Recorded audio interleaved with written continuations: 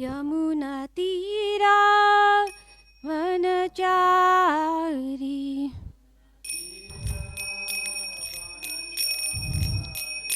Jai Radha Madhava Kunj Bihari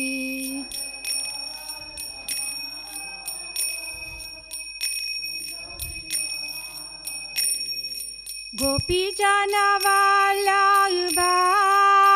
Girivardhari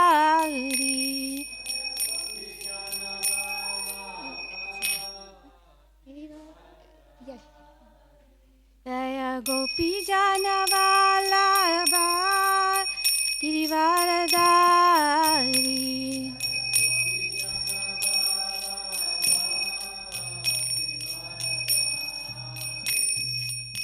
Yashodanandan Braj Janaranjan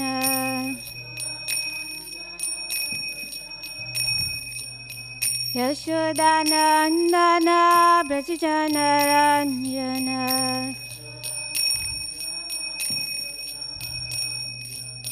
Yamuna Tirah वनचारी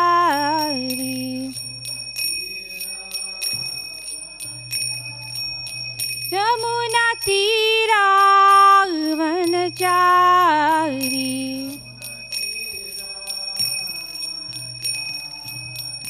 Jai Shri Krishna Chaitanya Prabhu Nityanand Shri Advaita Gadadhar शिवासादि Gaur भक्तवृंद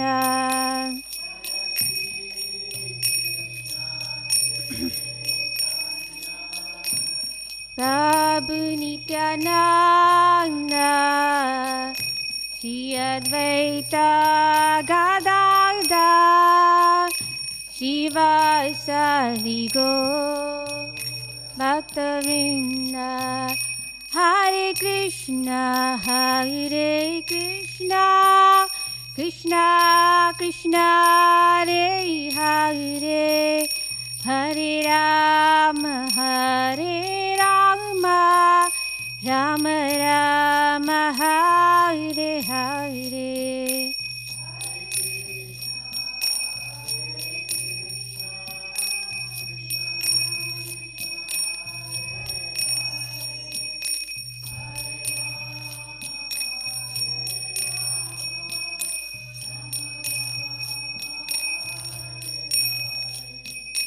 Hare Krishna, Hare Krishna, Krishna Krishna, Hare Hare, Hare Rama, Hare Rama, Rama Rama, Hare Hare. Krishna, Hare Krishna, Krishna Krishna, Hare Hare, Hare Rama, Hare Rama, Rama Rama, Hare Hare. Jaya Radha Govardhana Radha Govardhana Shri Radhe Govardhana Radha Govardhana Shri Radhe. Jaya Krishna Balaram Jaya Giri Govardhan Krishna Balaram Jaya Giri Govardhan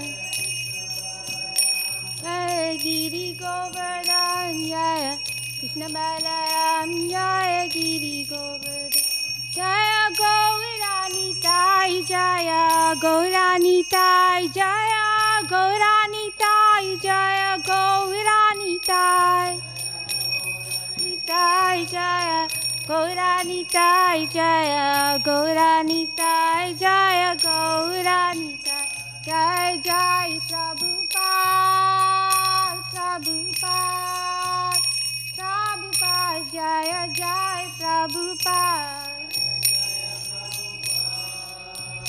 Prabhupada Prabhupada Jaya Jai Prabhupada Jai Jai Gurudev Gurudev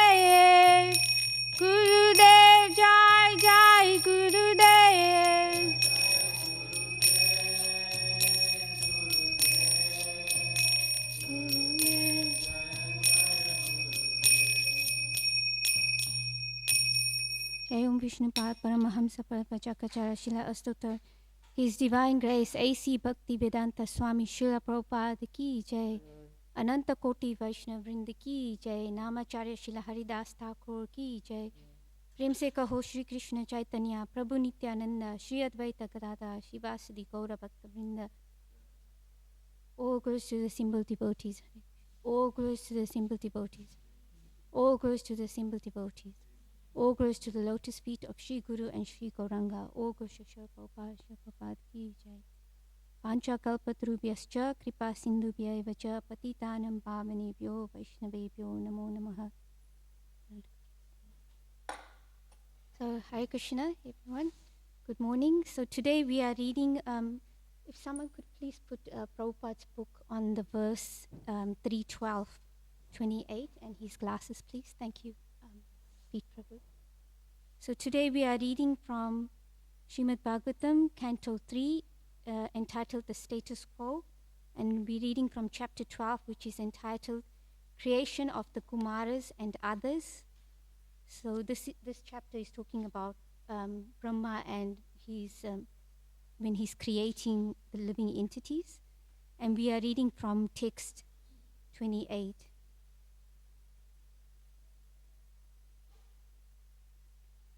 Pacham duhitaram tanvim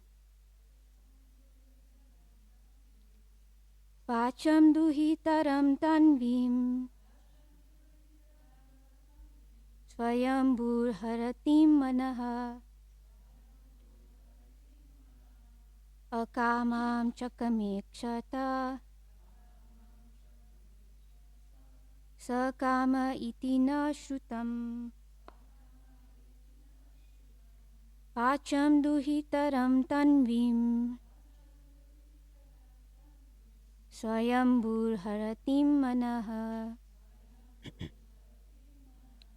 Akamam chakamekshata Sakama iti na shrutam. Prabhus. Acharam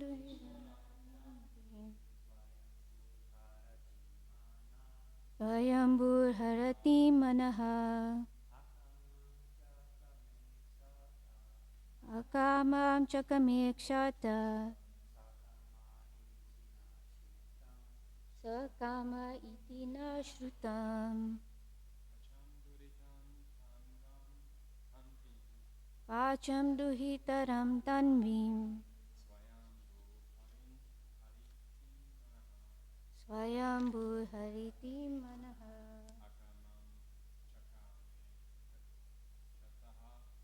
Akamam chakamekshata Sakama iti na shrutam. Ladies. Pacham duhitaram tanvim Swayambhur harati manaha Akamam chakamekshata Sakama iti na shrutam. Pacham duhitaram tanvim Swayambhur hariti manaha Akamam chakamekshata Sakama iti na shrutam. Word for word. Vacham, Vak. Duhitaram, unto the daughter. Tanvim, born of his body. Swayambhu, Brahma. Haratim, attracting. Manaha, his mind. Akamam, without being sexually inclined. Chakame, desired. Shataha, O Vidura. Sakamaha, being sexually inclined. Iti, thus, na, we, shrutam, have heard. Translation.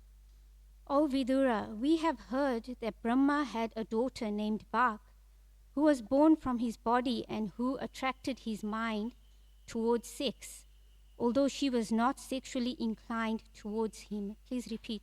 O Vidura, we have heard that Brahma had a daughter named Bhak, who was born from his body and who attracted his mind toward sex. Although she was not sexually inclined towards him. Purport by Srila Prabhupada. Balavan Indriya Gramo Vidvam Sam Api Karshati, from Bhagavatam 9:19-17. It is said that the senses are so mad and strong that they can bewilder even the most sensible and learned man. Therefore, it is advised that one should not indulge in living alone, even with one's mother, sister, or daughter. Vidvam sam api karshati means that even the most learned also become victims of the sensuous urge. Maitreya hesitated to state this anomaly on the part of Brahma, who was sexually inclined to his own daughter, but still he mentioned it because sometimes it so happens, and the living example is Brahma himself, although he is the primeval living being and the most learned within the whole universe. If Brahma could be a victim of the sexual urge, then what to speak of others who are prone to so many mundane frailties? This extraordinary immorality on the part of Brahma was heard to have occurred in some particular kalpa, but it could not have happened in the kalpa in which Brahma heard directly from the Lord the 4 essential verses of Srimad Bhagavatam, because the Lord benedicted Brahma after giving him lessons on the Bhagavatam that he would never be bewildered in any kalpa whatsoever. This indicates that before the hearing of Srimad Bhagavatam, he might have fallen a victim to such sensuality, but after hearing Srimad Bhagavatam directly from the Lord, there was no possibility of such failures. One should, however, take serious note of this incident. The human being is a social animal, and his unrestricted mixing with the fair sex leads to downfall. Such social freedom of man and woman, especially among the younger section, is certainly a great stumbling block on the path of spiritual progress. Material bondage is due only to sexual bondage, and therefore unrestricted association of man and woman is surely a great impediment. Maitreya cited this example on the part of Brahma just to bring to our notice this great danger. Srila Prabhupada ki jai. Namo Om Vishnu Padaya Krishna Prasthaya Bhutale Srimate Pe Krishna Goswami Namini. Namo Om Vishnu Padaya Krishna Prasthaya Bhutale Srimate Bhaktivedanta Swami Namini. Namaste Saraswati Devi. So I seek the blessings from all the devotees that I can speak something that will be beneficial to all of us, especially to myself. And I'm speaking here for my own self-purification. And I'll try to repeat what I have heard from the previous teachers, disciples of Srila Prabhupada, the Acharyas, and from my own reading and hearing. So in this purport, Prabhupada mentions here how Vidura, in this chapter, Vidura's being instructed by Maitreya Muni. And it said there that Maitreya, he hesitated to mention this anomaly on the part of Brahma. So before we begin, we need to understand that who is Brahma, that he is an empowered representative of the Supreme Lord. So that's why Maitreya was hesitating to mention this, but he did mention it because he's showing us that even such a great personality as Lord Brahma can fall victim to sexual attraction, so what to speak of us? So he's really stressing the importance of being very careful in how we associate with the opposite sex, and that we keep Krishna in the center. So we understand from Bhagavad Gita that the resting place of lust is the mind, and who knows the other two resting places of lust? The mind, the senses, and the heart. So we always have a choice. It says that above the mind is the intelligence, and above the intelligence is the soul. So in this case, in Bhagavatam, we are learning from great personalities how Lord Brahma became attracted to his own daughter, his own flesh and blood. So we can see that incest even happened at that time. And it's mentioned there in the purport that the senses are mad and strong, and they can even bewilder the most sensible and learned man. So Lord Brahma, he wasn't an ordinary man, a personality, because he even recited the Brahma Samhita that we, Prabhupada, he got us to sing when we are greeting the Lords, we sing the Brahma Samhita prayers, some of the prayers. And it says here that the mind can make us victims of the sensuous urge, and this is a great danger. So when we have our eyes, we have our nose and sense of touch. So the nature of the living entities is that we want to enjoy, but because we as eternal souls are also, we have this enjoying propensity. We are eternal, full of bliss, and what's the third one? Yeah, all knowledge. So because we have this bliss propensity, we want to enjoy. So it's not that there's anything wrong with enjoying, but we need to understand that we need to enjoy it in relationship with Krishna, when Krishna is the center. So I often listen to, one of the speakers I listen to online is His Holiness Swayam Bhagwan Keshava Maharaj, and he often likes to quote this verse, and it's a satire of the mind, and it's about the drunken monkey. Markatasya surapana madhye rushchikadam shanam tanmadhye bhuta sancharo yadva tadva bhavishyati. It says the monkey is fickle by nature. So whoever has been to India can see how, first-hand experience, how monkeys can be so mischievous. They steal your glasses and they steal whatever food you have. You have to be so tricky to try to hide it from the monkey. Then he says that the monkey got drunk. So he took alcohol and he got drunk. So that's even worse. A monkey with its nature and it's drunk. And then he says, then it gets stung by a scorpion. So if someone's stung by even, we have this experience in Australia, the fire ant.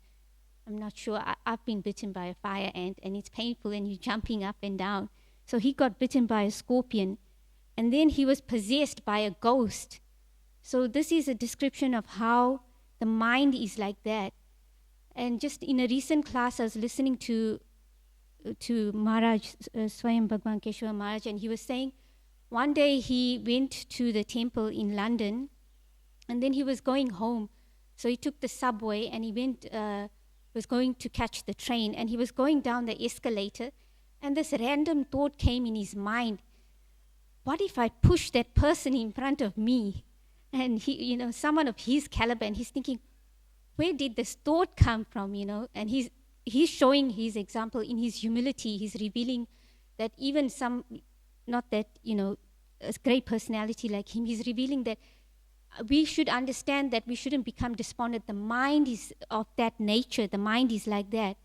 But in the human form of life, we have this ability to discriminate, to choose what is right and what is wrong. So we don't act upon that, whatever thought that comes. So we tolerate the urges of the senses, and we engage in Krishna's service. So in Srimad Bhagavatam 3:31-37 purport, it says there that attracted by the spell of Maya in the form of a woman. So it's saying throughout the entire material world, beginning from Brahma down to the small insignificant creatures like the ant, everyone is attracted by sex life. That is the basic principle of this material world. Lord Brahma's being attracted by his daughter is the vivid example that no one is exempt from sexual attraction to woman. Therefore, woman is the wonderful creation of Maya to keep the conditioned soul in shackles. So it's not that it's just a danger for man that he's attracted to a woman. It's also referring to women attracted to the form of a man, so whatever type of a man or woman is attracted to. Some may like a big-built man, and whatever it may be. It's referring to the living entity's attraction to the opposite sex, and these days also the same sex. So also in Srimad Bhagavatam, Canto 3, Chapter 31, text 36, it's saying that Lord Brahma, so in the translation it says, at the sight of his own daughter, Brahma was bewildered by her charms and shamelessly ran up to her in the form of a stag when she took the form of a hind. In the purport, Lord Brahma being captivated by the charms of his daughter and Lord Shiva's being captivated by the Mohini form of the Lord are specific instances which instruct us that even great demigods like Brahma and Lord Shiva, what to speak of the ordinary conditioned soul, are captivated by the beauty of women. Therefore, everyone is advised that one should not mix freely even with one's daughter, mother, or sister, because the senses are so strong that when one becomes infatuated, the senses do not consider the relationship of daughter, mother, or sister. It is best, therefore, to practice controlling the senses by performing bhakti yoga, engaging in the service of Madan Mohan. Lord Krishna's name is Madan Mohan, for he can subdue the god Cupid or lust. Only by engaging in the service of Madan Mohan can one curb the dictates of Madan Cupid. Otherwise, attempts to control the senses will fail. So we see that Gnanis, they try to control the senses by meditating. They sit in a meditative posture, and then they're meditating. But without any tinge of devotional service, they can't. It's not sustainable. And the only way we can sustainably control our senses is by engaging in devotional service and chanting the holy names of the Lord. Hare Krishna, Krishna Krishna, Hare Hare, Hare Rama, Rama Rama, Hare. So the holy names of the Lord are non-different from him. Even in other scriptures like the Bible, it says, hallowed be thy name. So the holy name of the Lord is non-different from the Lord himself. And by chanting his names and eating foodstuffs that are offered to the Lord, the Krishna Prasadam, blessed food, then our heart and our mind becomes purified. In Bhagavad Gita, chapter 6, Sankhya Yoga, text 34, it says there that the mind is chanchalam. It's always flickering, going here and there. Even when we're engaged in service or even when we're in class, sometimes a thought may come, what am I going to do in the afternoon? Or, different thoughts come. And in the translation, it says there that for the mind is restless, turbulent, obstinate, and very strong, O Krishna. Arjuna is speaking to Krishna. And to subdue it is, it seems to me, more difficult than controlling the wind. So we understand that it's practically impossible to capture the wind. So Arjuna himself is saying how difficult it is. And Arjuna he was a Kshatriya by nature. He was a warrior. So for modern times in the purport, it's saying, what about for us, modern man? And Prabhupada further states in the purport, the easiest way to control the mind, as suggested by Lord Caitanya, is chanting Hare Krishna, the great mantra for deliverance in all humility. The method prescribed is Sarve Mana Krishna Padaravindayo. One must engage one's mind fully in Krishna. Only then will there remain no other engagements to agitate the mind. And then further in 635 Bhagavad Gita, it says, Lord Krishna said, O mighty armed son of Kunti, it is undoubtedly very difficult to curb the restless mind, but it is possible by suitable practice and detachment. So Prabhupada mentioned in the purport, Pareshanubhuti, spiritual satisfaction. So we understand even in our own experience that when we were children, we were playing with a toy car. And as we got older, then we driving the real car, so we put away the toy car. So when we have a higher taste and we put things in perspective, then we drop the lower taste. So when we engage in Krishna's service, we get spiritual satisfaction. And we can experience that just like when we are eating prasadam, when we're eating blessed food, then naturally we become satisfied. Someone else doesn't have to tell us that, you are satisfied. We can experience it directly.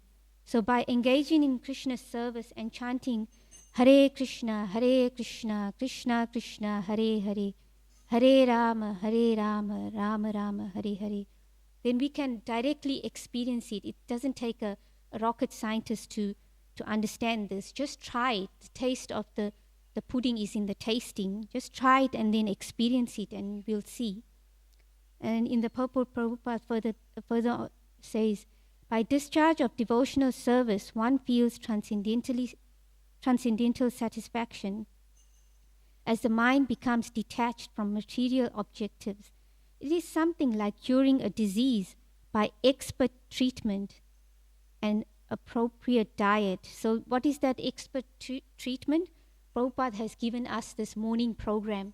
So even if one doesn't live in a temple complex, and even if devotees are living outside or in their homes, they can have a late morning program if they wish, or they can get up at 4:30, do a morning program at home, and sing the Guru Vashtakam prayers, the prayers to the spiritual master, because he is the representative of the Lord, and by praying to him, he can give us that mercy which is transmitted in his heart from his spiritual master, and then it's going from Krishna, and then that disciplic succession, we are getting that benefit. And the appropriate diet is Krishna Prasadam, chanting the holy names of the Lord and following the 9 processes of bhakti. Shravanam, Kirtanam, Vishnu Smaranam, Dasyam, Sakhyam. So all these 9 processes of devotional service. And Prabhupada says, hearing of the transcendental activities of Lord Krishna is the expert treatment for the mad mind. So even Prabhupada is saying the mind is mad. He understands that. He's empathizing with us that, yes, the mind is mad, but there is a way we can transcend it. And he says, and eating the foods offered to Krishna is the appropriate diet for the suffering patient. The treatment is the process of Krishna consciousness. So we may question it. We, as aspiring devotees, we are practicing, and we know our own heart and mind that what nonsense is going on there, and that we're not always in the mode of goodness. We are also covered over by the mode of ignorance and passion. So we can understand that, yes, we are following the process, but there's still problems come up. Why is that? So we shouldn't become despondent. Prabhupada mentions that in Srimad Bhagavatam 9:4 verses 18 to 20, and it's talking about Ambarish Maharaj. So when we read, Prabhupada has given us his books for us to read. And when we read the examples of these great personalities, we see that we're not the only ones. You know, the scriptures are relevant now as they were in the past. And we read of great personalities that even they fell down, great sages, they fell down and they were attracted to bisexual attraction. There's the sage Vishwamitra. He was meditating for a long time, and it's not like in this age where the maximum lifespan of a human being is 100 years, because even in our own experience, we see that our grandparents or even our great-grandparents, they were healthy and they lived a long life. So in the old days, in the previous ages, they lived much longer, 10,000 years, 100,000 years, 1,000 years. So the maximum age in Kali Yuga is 100 years. So in those days, they meditated for a long time, hundreds of years, and even they fell victim to Maya, to the illusory energy of the Lord. So we shouldn't think that, oh, I'm following this process, I'm chanting, and it's not working, and feel ashamed and embarrassed. Yes, it's healthy to feel ashamed and embarrassed, but not to the point where we give up. We should always use that as a stepping stone, that, I fell down. Just like a child, when a child is learning to walk and they fall down, they get many bruises, they start bleeding, and they get up and they try again. And the parents, the family members, the friends, they're not laughing at the child saying, oh, look, you fell down. No, they're encouraging the child, get up, you'll do, and eventually the child will start walking and eventually start running. So we are all here in this material world. We are in a hospital. So we all have disease. We have a disease, this material disease. And we all at different degrees of, we have different diseases and different degrees of seriousness of the disease. Just like in a hospital, someone may have a sickness and maybe cancer, and it's in the later stage, and someone can have it in the early stages, and some process is followed. So we are all in this hospital. We are all under the shower. We all dirty. Some person is less dirty than another, but we all in the hospital, and we are all following this process to get out of this cycle of birth, death, disease, and old age in this material world. And ultimately, we want to go back home, back to Krishna in the spiritual world. So this spiritual world is not like how some people think it's heaven. Heaven is in the material plane. So just like Prabhupada gives the example in Hawaii, it's like a heavenly planet. The weather is so perfect. It's neither too hot nor too cold. The fruits are growing everywhere. If someone doesn't want to work, they can just live off the fruits and live a life, go to the beach and enjoy.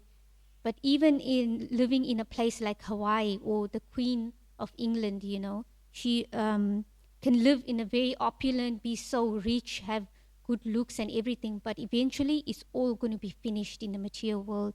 We're all going to get old, we're all going to get sick. Even if we don't get too sick, we have money, we can get ourselves better. We're all going to get old and diseased, and we're going to die and take birth again. So our goal, speaking for myself, I don't think I'm going to finish up in this lifetime, but how many ever lifetimes it takes, we want to be serious because we want to have less baggage in our next life, so that we don't get sidetracked and distracted by all the sensory agents of Maya that are trying to take us away from Krishna. So Maya actually is not a bad person. Maya is actually a servant of the Lord, and she has the thankless task of keeping us fallen souls who are not wanting to follow the laws of the Lord to go back home, back to Krishna. Otherwise we'll create havoc and we'll create problems in the spiritual world. So her service is to keep us, if we are conditioned and we are of the lower consciousness, she's keeping us in the shackles. Prabhupada mentions there the shackles. In the old days, they would shackle the prisoners and they would have a chain. So we are actually bound, and we are bound by our own mind. No one is our enemy. They may be the agents of our suffering. They may act as the person who's causing our suffering, but ultimately we are getting the reaction of our own suffering. So we all understand the law of karma, or here they say karma. So that is action and reaction. So whatever we do, we get an opposite and equal reaction. So we are only reaping the results of what we have sown, either in our previous lives, because we are carrying on our subtle body in this gross body that we currently have, or in this lifetime. We've done things even in previous time, some years back, or in our childhood. We've done things that we are getting the reaction from that. So our own mind is our worst enemy. There's a saying that our mind is our worst enemy, or it can be our best friend. So even if externally something bad is happening to us and someone is the agent of our karma, and even though something bad is happening, we should understand, and this is for ourselves. It's not that we go around looking at others, oh, this happened, they're suffering because they did that and they did this. Of course, we understand it, but we don't verbalize it, because we are all here for our self-purifications. We all here for self-realization, number one. And if someone has the service of a teacher, like Srila Prabhupada and his disciples, then they can instruct and they can correct. And also in doing that, there is an art of doing that. Just like Lord Caitanya, when he was correcting the Digvijay Pandit, there was a scholar who traveled around all over and who was debating and conquering the scholars. And it was something that they did. I think even in China they did that, and maybe other parts of the world, maybe in Rome, like that. They debated in philosophy and they conquered. So Lord Chaitanya, when he was debating, there was an audience, and his disciples, they started laughing at the Digvijay Pandit, the scholar, because he was defeated by Lord Chaitanya. And this scholar was a great person. He had conquered many other scholars, and everyone would run away from him for fear of being defeated by him. But Lord Chaitanya immediately stopped them, and in a private space, in confidence, he revealed to him his shortcomings, and he revealed that he needs to take shelter of Krishna. So it's not that we go around pointing fingers and saying, oh, this happened because of what you did in the past. Of course, we have a duty, and if someone is doing, in this case, there is one anomaly in the life of Brahma. He did that one incident where he was attracted to his daughter, and nothing happened eventually, but we can see how strong the sense attraction is. And we do need to speak up if there is a sexual abuse, or if someone is abused. We all need to speak up, but we need to understand my circle of influence and my circle of concern. So we go and report the incident to someone who can do something about it. And it's not that we are preoccupied with that our whole life, and always talking about it, even amongst devotees.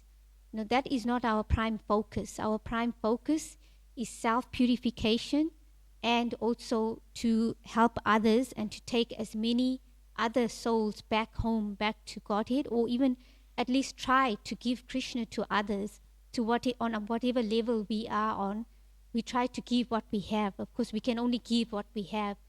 In Bhagavatam it states, and Vaisheshika Prabhu, I often also listen, he's one of my favorite devotees who I listen to as well. He says birds can fly as high as they can. So we all can fly, are compared to birds, so we can fly different heights. So it's not that we try to share a lofty idea. We try to share according to the realization we have, and we continue reading Srila Prabhupada's books, and then gradually our heart and mind becomes purified. So in Srimad Bhagavatam 9:4-18-20, it's showing the example of Amrish Maharaj, that he, in the translation, it said that Maharaj Amrish, he was a great devotee of the Lord. And the pastime is that he was fasting for 1 year. And there was a great sage who came to his kingdom. And whenever a great personality comes, or even just anybody comes, we offer them a sitting place, we offer them a glass of water and foodstuffs. So Durvasa Muni came with his disciples, and this was a crucial point where, just like we fast for Ekadasi twice a month, we fast, and there's a time the next morning where we break our fast so we can reap the benefits of that fast.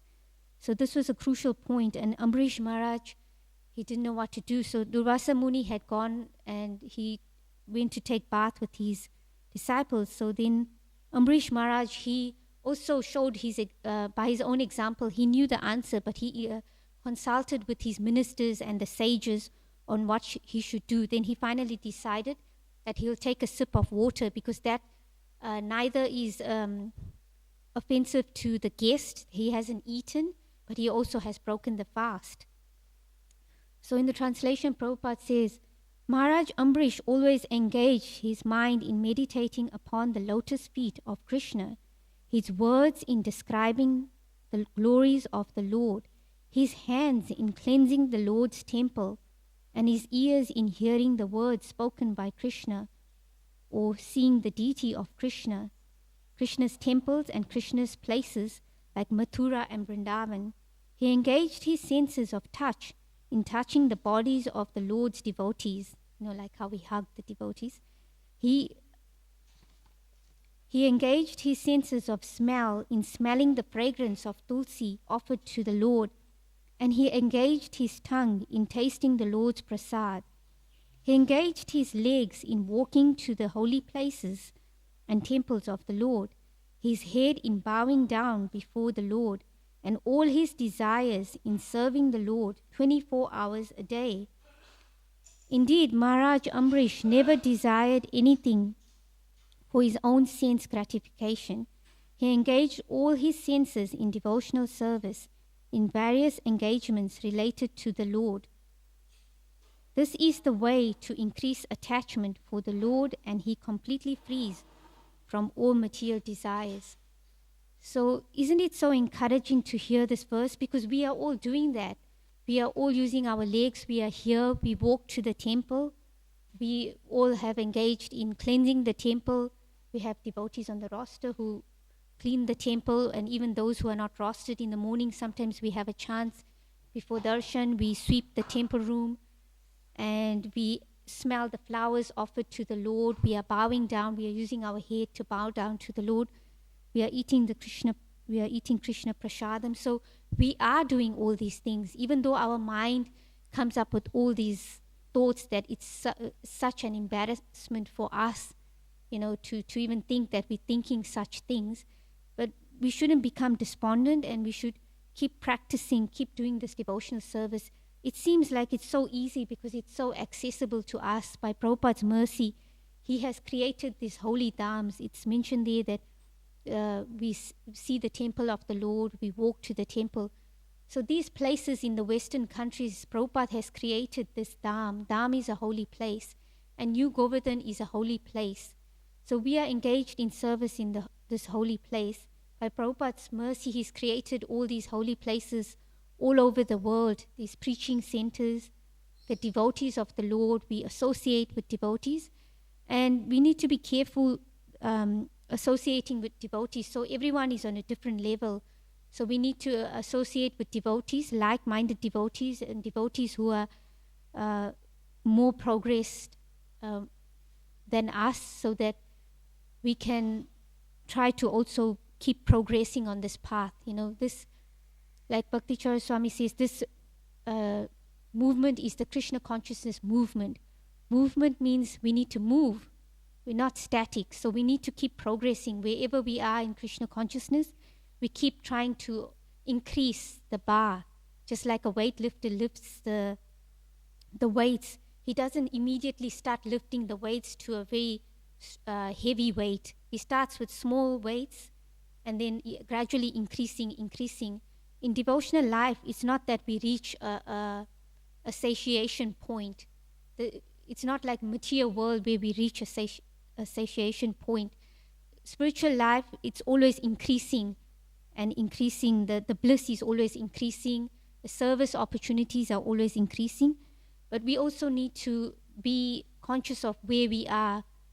We were recently, Pete Prabhu had arranged his spiritual master, Mahatma Prabhu, to give a class on burnout. So we all need it here, especially living at New Govardhana. Devotees are engaged in many various services, and we are in an isolated part of the world. We're not near a city like other temples. They have many congregational devotees who help with the service. So we need to understand and be honest with ourselves that where I am in my devotional life. You know, we need to be introspective. Sometimes we see on Facebook someone saying, oh, look what I'm doing, what service I'm doing, or where I am, and look, I got to be with this Swami or this great personality. Yes, that's fine. And we do that also to encourage others and so that they can take up devotional service. But we always need to be introspective that we're not getting caught up in this name, fame, and glory, because that is also a stumbling block. It's a byproduct of devotional service. Naturally, you become famous, people start glorifying you, appreciating your service. But we should always understand that we shouldn't become proud and puffed up, that I am doing this service. Always understand that I am the product, as Kadamba Swami says, I am the product of the devotee's mercy. So whatever we have done or whatever we are doing, to whatever degree we have, it's all by the mercy of devotees. And we give that credit on to our teachers, our spiritual master, and then it goes back directly to Krishna. Just like every morning we sing Guru Puja, and Prabhupada established this even while he was living. And it's not that he was doing it for himself, oh, look at me, I'm a great person, they worshipping me. Or even his disciples, we have Vyasa Puja, their birthdays, that are special days, we honor them. So when we are honoring them, like my Guru Maharaj, when we sing Guru Puja to him, he's also singing it, because we understand that we are offering that praise, that glorification back to our spiritual master, understanding that I'm able to do what I'm doing. That's by the mercy of my spiritual master and the previous teachers. And then that spiritual master is passing it on to his spiritual master. And then it goes on up to, the disciplic chain, and then directly to Krishna. So we are in this descending process, and we are getting this knowledge descending directly from Krishna through his representatives. So I've been also listening online to this series of lectures by Romapad Swami. He's a disciple of Srila Prabhupada, and he gives these japa workshops and these classes. And he was saying that devotees ask, I'm always fighting with myself. He says, you're not fighting with yourself, it's your mind. You need to understand the mind is like a mad monkey, but we need to keep practicing this bhakti muscle, just like the weightlifters. So it's not that every day we are eating 3 times a day, most of us, and we are snacking. So it's just like, I was talking to one mother, she comes, Lakshmana, she brings her baby and her daughter every morning for Mangal Aarti. She's so inspiring. So she was saying that her daughter is 4 years old, so she guides her daughter and she tells her. So she's showing by her personal example and also explaining, reasoning with her why we do what we're doing. When we come to the temple, it's not that we bow down, say, oh, Hari Bol, and stand up. We are bowing down, we're saying the pranam prayers to our spiritual master, to Srila Prabhupada, and we are asking their blessings. It's not just a mechanical thing and then automatic pilot, bow down. We need to always be conscious of what we are doing. This devotee in Auckland, Vimala Mataji, a disciple of Srila Prabhupada, she was saying, he said, we should first become conscious, then we can become Krishna conscious. If we are not conscious of what we are doing, we are on automatic pilot, we can say, okay, we got trained, but then Prabhupada wanted us to be independently thoughtful. So if we're thinking, oh, we got trained, but we are blindly following and not consciously thinking, oh, that doesn't make sense. So we ask in humility, like the verse in Bhagavad Gita, Tad vidi pranipatena pariprashanena sevayam. So we inquire submissively. It's not that we just keep quiet. Humility doesn't mean we become a doormat. We inquire submissively and we understand, and through understanding we practice, not just blindly practice.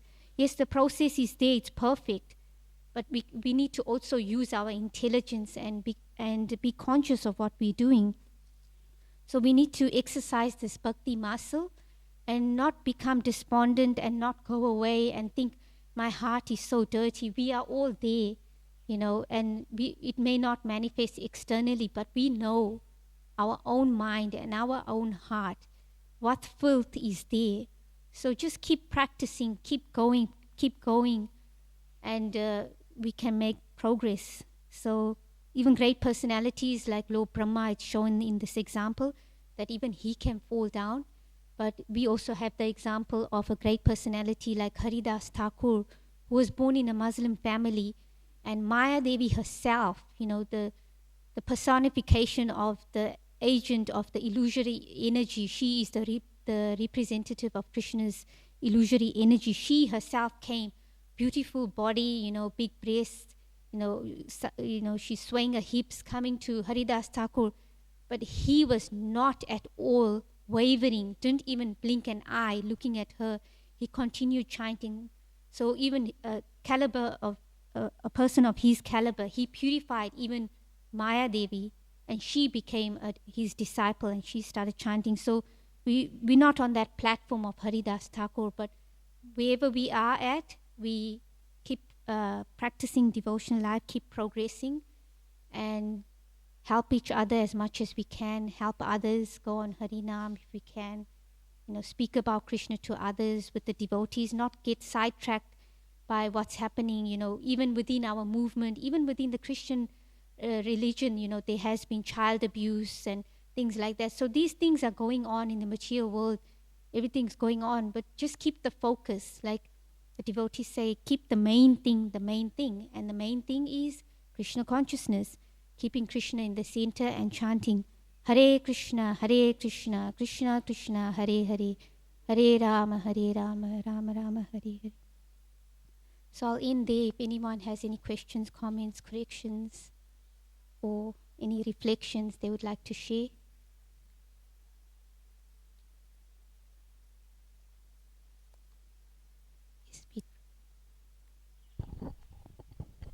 Hare Krishna. Vaisnavi Mataji, thank you for the class. You mentioned like with sexual attraction between a man and a woman, and also same-sex attraction as well. In terms of the path, I mean, essentially you kind of answered it with keeping the main thing. But for people that may have same-sex attraction and coming into Krishna consciousness, can ashrams provide or create difficulty there because there's a sort of segregation of the sexes and perhaps they're being grouped with the same sex that they're attracted to? Yeah. So can you give any advice on how someone would navigate that within the movement? I can try with the small understanding I have. Of course, it will be very much more difficult because they're not segregated. They may be in an ashram or they're associating with men and they're attracted to the men, or a lady, she may be attracted. So it's not that we bar, there's no bar for anyone, even animals, we hear examples in Bhagavatam. So in the case of a person who's attracted to the same sex, it is more difficult. But Prabhupada also says that just take help from the devotees.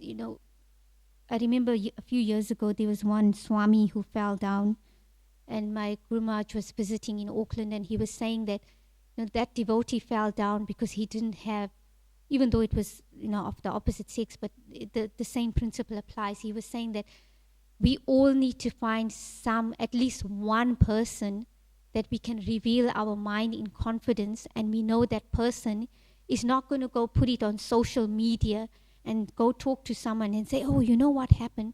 So we also need to use our own intelligence. We all know who we can confide in.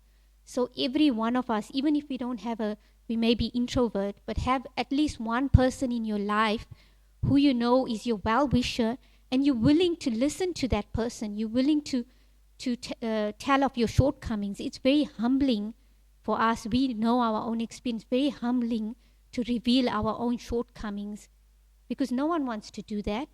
But we need to be humble enough to admit that I'm having difficulty in this area, at least with one person, and take their instructions, take their guidance. They may also not be also maybe on a very high platform, but they are well-wisher and they keeping Krishna the main thing, Krishna in the center, so they can guide us. Oh, maybe this verse, or I heard this Swami or this devotee say that, or they had the same problem. Prabhupada gave the example of this person. So like Bhakti Tirtha Swami, he was very modern and forward thinking in his times, and he also addressed these things. So I don't know so much about it. I haven't read so much about it, but I'm sure he's guided devotees in that. Of course, it is more difficult, but you have someone, a friend who he can confide in confidence and talk about that. And it's not that we, even within the opposite sex, it's not that we engage in it, and married life is there for the opposite sex. And I know of one devotee who lives with the partner, so, and they are following. So we don't know what goes on in the house, but the essence is that for companionship they're there, and they're not engaging in any illicit activity because it is illicit. So, and we understand the human nature, so they also want companionship, just like we have experience even when there's attraction for the opposite sex. So they may not engage in sexual activity, but their companionship is there, helping each other in Krishna consciousness, like that. So hopefully that helps. Thank you. So if there's nothing else, then we'll end there. Srimad Bhagavatam ki jai, Srila Prabhupada ki jai, Ananta Koti Vaishnava Vrinda ki jai.